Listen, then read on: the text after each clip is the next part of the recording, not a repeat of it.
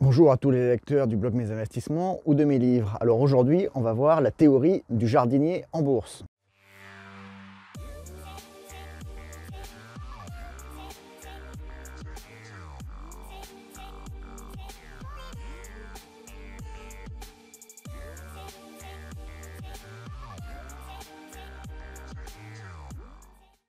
Alors avant qu'on attaque notre théorie du jardinier en bourse, si vous permettez, je vais poser mon arrosoir, je vais poser mon chapeau pour avoir l'air ridicule un petit peu moins longtemps, et puis on va attaquer.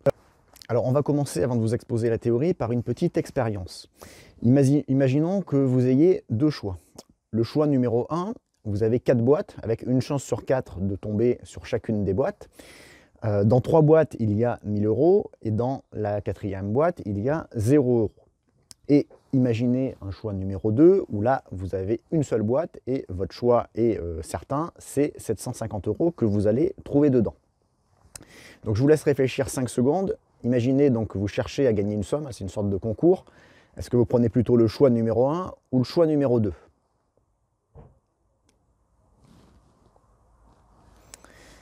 Donc voilà, si vous avez votre réponse, vous la gardez en tête et je vais vous poser une autre question. Maintenant, imaginons que c'est une somme que vous ayez à perdre ou à dépenser, un impôt, une taxe ou quelque chose comme ça. Est-ce que vous préférez dans ce cas-là le choix numéro 1, c'est-à-dire 3 chances sur 4 de perdre 1000 € et une chance sur 4 de perdre 0 €? Ou est-ce que vous préférez le choix numéro 2, qui est de perdre 750 € quoi qu'il arrive? Pareil, je vous laisse réfléchir 3-4 secondes. Alors, rationnellement, en fait, si on fait la formule mathématique, on voit qu'en termes de probabilité, le choix numéro 1 et le choix numéro 2 sont exactement équivalents. En fait, si on fait les probas sur le choix numéro 1, vous avez 25% de chance de gagner 1000 €, ce qui fait 250 €, plus 250, plus 250, plus 0, ça vous fait 750 € en équivalent. Donc en fait, les deux choix sont exactement identiques. Sauf qu'en pratique, la plupart d'entre vous vont avoir préféré, quand il s'agissait de gagner la certitude, le choix numéro 2 de gagner 750 €. Et dans la seconde expérience, quand là on perdait ou on dépensait, la plupart d'entre vous vont plutôt avoir préféré le choix numéro 1, où il y avait une chance de perdre que 0 € et 3 chances sur 4 de perdre 1000 €.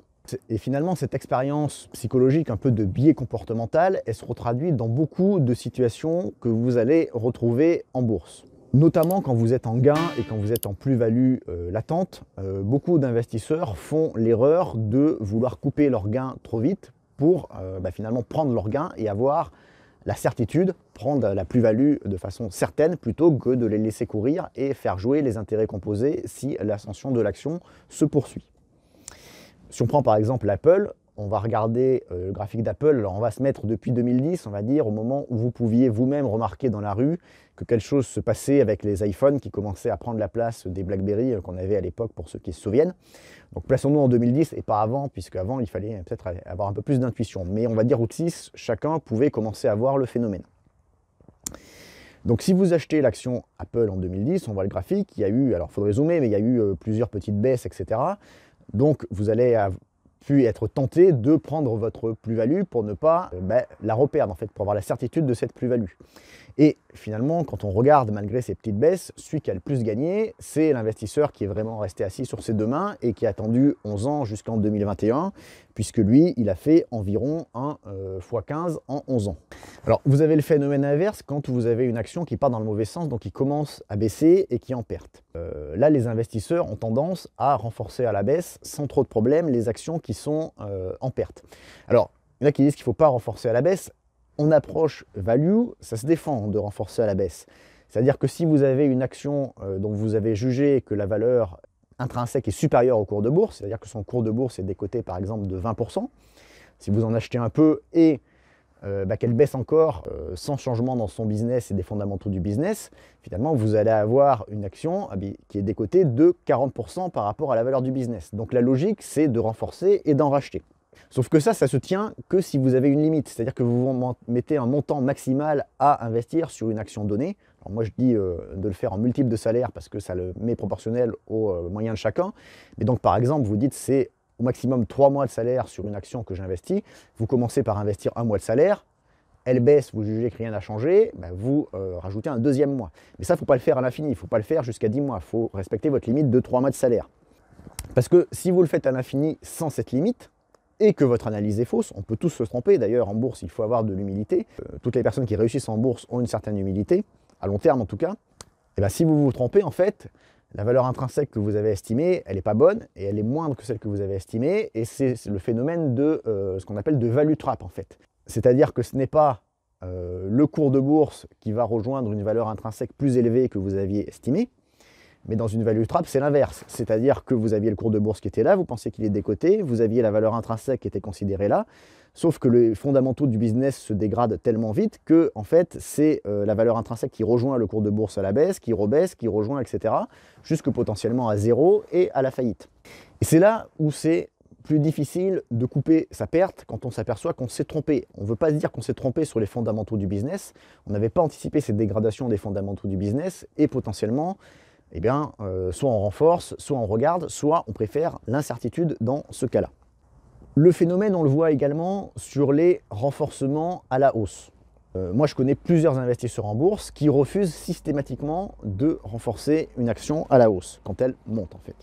Mais finalement, si votre action, au départ, vous la jugiez à raison décotée de 25%, que vous étiez prêt à faire 3 pas d'investissement, mais que vous faites qu'un pas, et puis qu'elle ne fait que monter, si le prix de marché monte de 30%, mais aussi que le business s'améliore et que la valeur intrinsèque monte également de 30%, bah 30% plus haut, votre business il est toujours décoté de 20%. Donc vous pouvez renforcer votre deuxième pas à la hausse.